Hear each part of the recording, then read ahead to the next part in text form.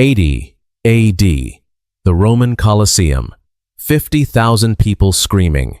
In the center of the arena, a woman chained to a wooden structure, naked, terrified.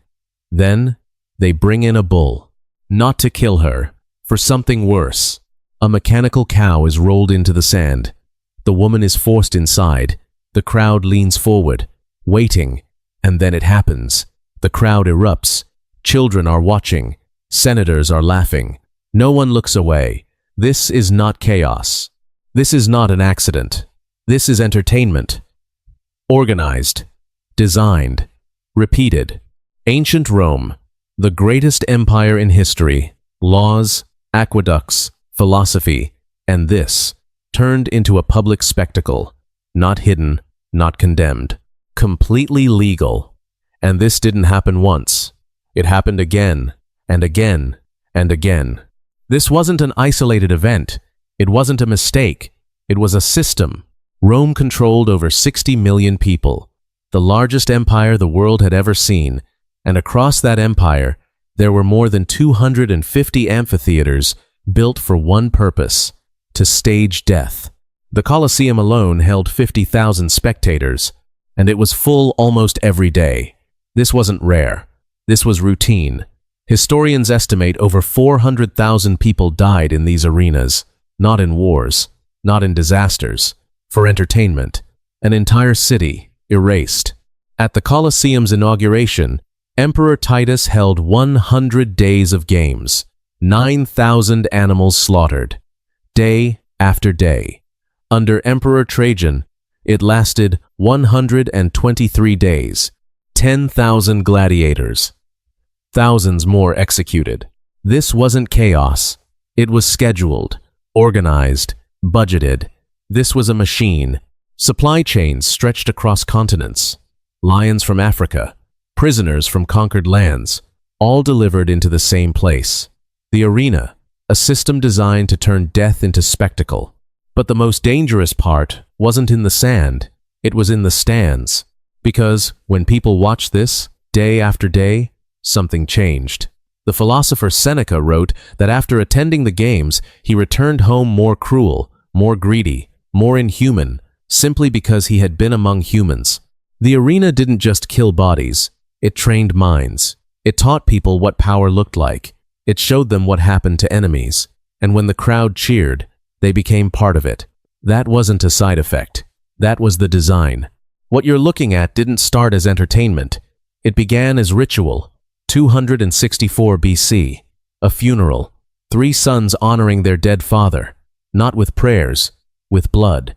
Slaves were armed, forced to fight to the death in a marketplace filled with smoke and filth. This wasn't a spectacle, it was an obligation. The Romans called it munus, a debt to the dead, blood for the afterlife. The elite saw something others didn't: power. Violence became display, display became status, and status became control. And then it changed. Fast. By the 3rd century BC, these fights were no longer private. They were public. Used by politicians to win support. The Senate called it tradition. The crowd understood something else: control. Even the armor told a story. Fighters dressed as Rome's enemies. Every clash repeated the same message. Victory was inevitable. Authority was absolute.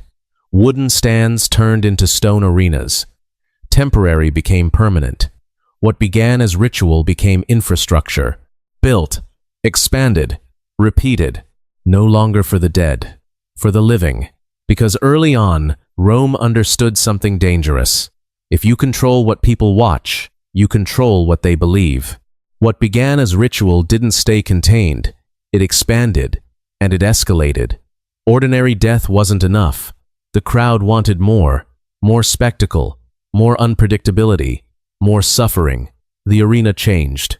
Animals were brought in from across the empire. Lions from North Africa, leopards from the Caucasus, crocodiles from the Nile, creatures no one in the city had ever seen. Not displayed, not studied, sent into the sand to be killed, not as animals, as targets. This wasn't hunting. It was execution on a massive scale. During the Colosseum's opening games, more than 9,000 animals were slaughtered, not over years.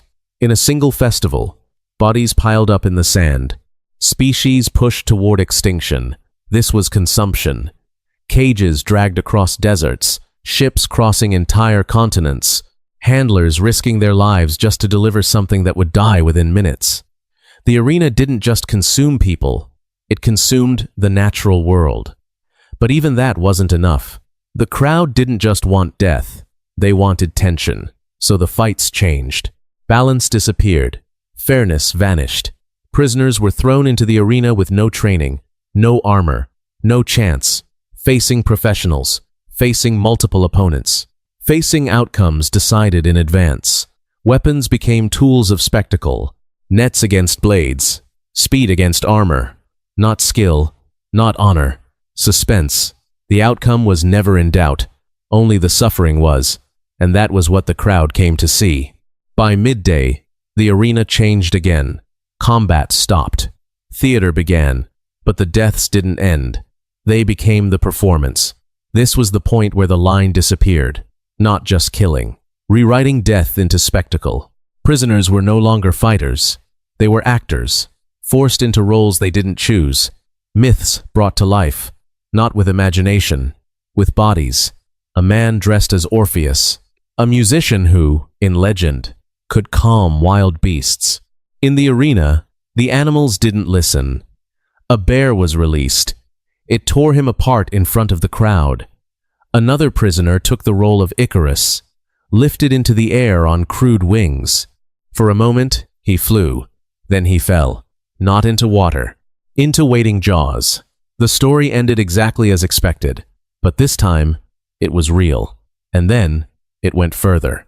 Scenes that blurred punishment, humiliation, and spectacle into something else entirely. Victims forced into reenactments of myths that ended in violence, not implied, not symbolic, physical, public, unavoidable. This was theater of death. Every movement controlled, every outcome decided. No one looked away. They leaned in, waiting for the moment it would happen. And when it did, the reaction never changed. Applause, laughter, silence, then more. Because by this point, it wasn't about death anymore. It was about control, total control, over the body, over the story, over what people believed they were watching, and what they were becoming while they watched it. After years of this, the arena didn't just shape entertainment. It reshaped society. Violence didn't stay in the sand. It followed people home. Day after day, suffering became normal. The philosopher Seneca wrote that after the games, he returned more cruel, more greedy, more inhuman, simply because he had been among humans. The effect was cumulative, repeated. What once shocked began to feel routine, and routine demanded escalation. More days, more victims, more spectacle. Emperors competed with blood, not policy. Resources were drained to sustain it. Bread and certain mamas. Keep the population distracted. Keep them obedient.